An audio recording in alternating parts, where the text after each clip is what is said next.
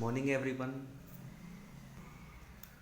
Unit 1 study कर रहे हैं हम, और यूनिट 1 में colour of transition metal complex ये हम पढ़ चुके हैं।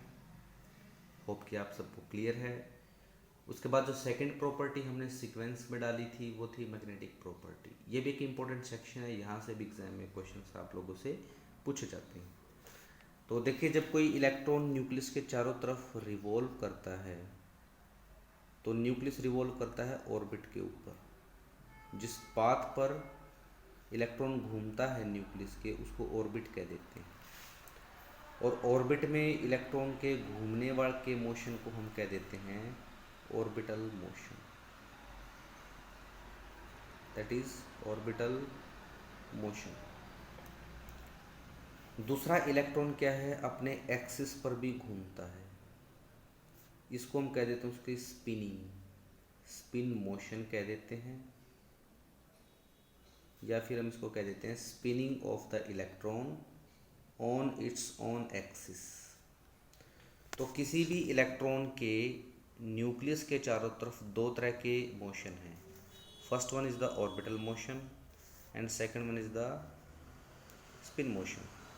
और क्योंकि इलेक्ट्रॉन जो है वो एक चार्ज्ड पार्टिकल है, तो जब भी कोई चार्ज पार्टिकल, फिजिक्स में आप लोगों ने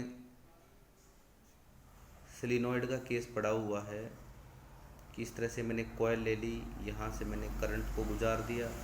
करंट का मतलब है इलेक्ट्रॉन को पास करा दिया। तो इलेक्ट्रॉन इस सर्कुलर पाथ पे मूव करेंगे, और जब इस सर्कुलर पाथ के ऊपर इलेक्ट्रॉन मूव करेंगे तो इलेक्ट्रॉन का मोशन कैसा हो गया, ऑर्बिटल मोशन की तरह हो गया। तो सर्कुलर मोशन की वजह से मैग्नेटिक फील्ड प्रोड्यूस होता है, जो इस पाथ के बिल्कुल परपेंडिकुलर होता है, इस तरह से। तो जब भी कोई चार्ज पार्टिकल सर्कुलर मोशन में मूव करता है, it produce a magnetic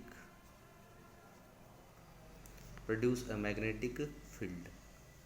this magnetic field can not be calculated directly, it is calculated with the help of magnetic moment. Magnetic moment की हेल्प से इसको हम कैलकुलेट करते हैं और इसको म्यू से रिप्रेजेंट कर देते हैं। इसी तरह से जब कोई इलेक्ट्रॉन अपने स्पिन मोशन को शो करता है, अपने एक्सिस पर भी घूमता है, तो it also produce the magnetic field, and this magnetic field is also calculated with the help of the magnetic moment. So there are two type of the magnetic field produced in an electron which is moving around the nucleus। Metal में भी बिल्कुल same ही होता है। कोई भी metal लेता हूँ, मैं ले लेता हूँ स्कैंडियम इन +2 ऑक्सीडेशन स्टेट। स्कैंडियम का एटॉमिक नंबर 21 है, इसकी इलेक्ट्रॉनिक कॉन्फ़िगरेशन होगी 3d1 एंड 4s2। लेकिन स्कैंडियम से स्कैंडियम +2 बनाना है हमें, तो दो इलेक्ट्रॉन को बाहर निकालना पड़ेगा। दोनों इलेक्ट्रॉन कौन से जाएंगे, 4s वाले। Electronic configuration will become 3d1 and 4s0। तो इस मेटल की डी सब शेल के अंदर इलेक्ट्रॉन प्रेजेंट है, और मेटल के ऊपर पॉजिटिव चार्ज है, तो यहाँ पर मेटल जो है वो न्यूक्लियस की तरह बिहेव करेगी, और डी सब शेल के अंदर या डी ऑर्बिटल के अंदर जो इलेक्ट्रॉन है ये मेटल के चारों तरफ रिवॉल्व करेगा और अपने एक्सिस पर भी रिवॉल्व करेगा। तो जो टोटल मैग्नेटिक मोमेंट है किसी भी मेटल के कॉम्प्लेक्स में, टोटल मैग्नेटिक फील्ड कह सकते हैं या टोटल मैग्नेटिक मोमेंट, वो किसके ऊपर डिपेंड करता है, magnetic moment due to orbital motion plus magnetic moment due to spin motion. दो तरह के मोशन की वजह से होता है। इसको मैं लिख देता हूँ G mu total magnetic moment किस पे डिपेंड करता है, म्यू एल को मैंने रिप्रेजेंट कर दिया magnetic moment due to the orbital motion. इसको मैंने रिप्रेजेंट कर दिया जी म्यू एस से रिप्रेजेंट कर दिया। म्यू एल की जो वैल्यू होती है ये होती है हमारी L into L+1 EH 4π mc।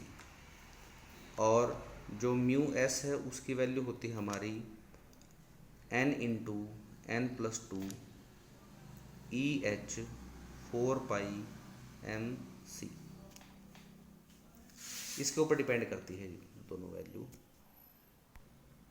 इसमें अंडर रूट और आएगा जी यहाँ पर दोनों के ऊपर, तो इस तरह से इसको हम रिप्रेजेंट कर देते हैं।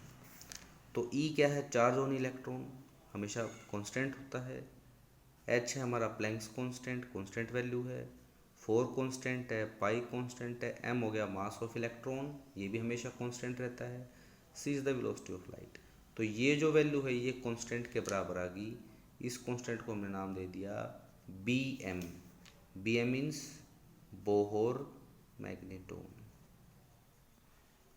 बोहर्स मैग्नेटोन का नाम दे दिया हमने इसको Bm को। तो जो टोटल मैग्नेटिक मोमेंट है किसके बराबर हो गया, म्यू एल और म्यू एस की वैल्यू पुट कर देंगे हम। तो टोटल मैग्नेटिक मोमेंट बराबर हो गया जी L into L plus one plus N into N plus two, और दोनों में ये चीज़ कॉमन थी तो बाहर चली गई। EH 4π m c के बराबर आ गई। ये वैल्यू Bm के बराबर होती है। तो म्यू टोटल जो है वो बराबर हो गया L into L plus one और plus N into N plus two whole under root Bohr magneto. L जो है यहाँ पर ये होता है orbital angular quantum number. L जो है this is orbital angular quantum number. और जो n है वो है हमारा number of unpaired electron in d orbital of the metal. देखिए कुछ बुक्स में इसको हम म्यू एस को 4s into S plus one EH 4π m c से भी रिप्रेजेंट कर देते हैं। बाद में जाकर ये वैल्यू चेंज हो जाएगी यहाँ पर n into N plus two से। तो यहाँ पर s जो हमने यूज़ किया है ये होता हमारा स्पिन क्वांटम नंबर। तो अभी तक का कंक्लूजन हमारा ये है कि जब कोई इलेक्ट्रॉन मेटल के d ऑर्बिटल में या मेटल के ऑर्बिटल में रिवॉल्व करता है तो मेटल के चारों तरफ घूमता है, जिसकी वजह से उसका ऑर्बिटल मोशन होता है और वो मैग्नेटिक फील्ड प्रोड्यूस करता है। और इलेक्ट्रॉन अपने स्पिन के ऊपर भी घूमता है, स्पिन मोशन प्रोड्यूस करता है, जिसकी वजह से उसका स्पिन मैग्नेटिक मोमेंट या स्पिन मैग्नेटिक फील्ड प्रोड्यूस होता है। तो टोटल किसी भी मेटल के कॉम्प्लेक्स में जो मैग्नेटिक मोमेंट है वो उसके orbital as well as spin motion के ऊपर डिपेंड करता है। लेकिन जब मेटल का कॉम्प्लेक्स बनता है, मेटल का जब कॉम्प्लेक्स बनता है तो कैसे होता है जी, देखिए स्कैंडियम प्लस टू का हमने केस लिया था। ये मेटल जो है वो फ्री स्टेट में है, तो D1 इलेक्ट्रॉनिक कॉन्फ़िगरेशन है। मेटल के जो d ऑर्बिटल्स हैं उनमें एक इलेक्ट्रॉन है, ये हो गया जी। मेटल के जिन ऑर्बिटल के अंदर इलेक्ट्रॉन होता है उनको हम बोलते हैं फिल्ड d ऑर्बिटल, और बाकी जिनमें इलेक्ट्रॉन नहीं होता उनको हम बोलते हैं empty d orbitals, empty d orbital. तो जब मेटल का कॉम्प्लेक्स बनेगा तो मेटल के साथ लिगेंड जुड़ेंगे, 4 लिगेंड जुड़ेंगे, 6 लिगेंड जुड़ेंगे या 5 लिगेंड जुड़ेंगे, तो एक कॉम्प्लेक्स बन जाएगा मेटल का। तो ये जो लिगेंड होते हैं, लिगेंड के ऊपर हमेशा एक लोन पेयर ऑफ इलेक्ट्रॉन होता है। तो when a metal complex formed, ligand donates its lone pair of electron, या कहें कि लिगेंड जो अपने इलेक्ट्रॉन है वो कहाँ देता है, donates, ligand donates its lone pair of electron to the empty d orbital of the metal. तो जब लिगेंड अपने इलेक्ट्रॉन को मेटल को डोनेट करेगा तो मेटल के d ऑर्बिटल में इलेक्ट्रॉन बढ़ जाएंगे पहले के कंपैरिजन में, या कहें कि मेटल के ऊपर इलेक्ट्रॉन की डेंसिटी बढ़ जाएगी, क्योंकि d ऑर्बिटल कहाँ है, किसके पास है, मेटल के पास। तो इस बढ़े हुई d ऑर्बिटल की डेंसिटी को, बढ़े हुए इलेक्ट्रॉन की डेंसिटी को कंपनसेट करने के लिए मेटल अपने फील्ड d ऑर्बिटल के इलेक्ट्रॉन, जहाँ ऑलरेडी इलेक्ट्रॉन पहले भरे हुए थे, उन इलेक्ट्रॉन को मेटल को बैक डोनेट कर देता है, ताकि इस बढ़े हुए नेगेटिव चार्ज को कंपनसेट किया जा सके। इसको बैक डोनेशन कह देते हैं, या फिर इसको सिनर्जिक इफेक्ट कह देते हैं, सिनर्जिक इफेक्ट।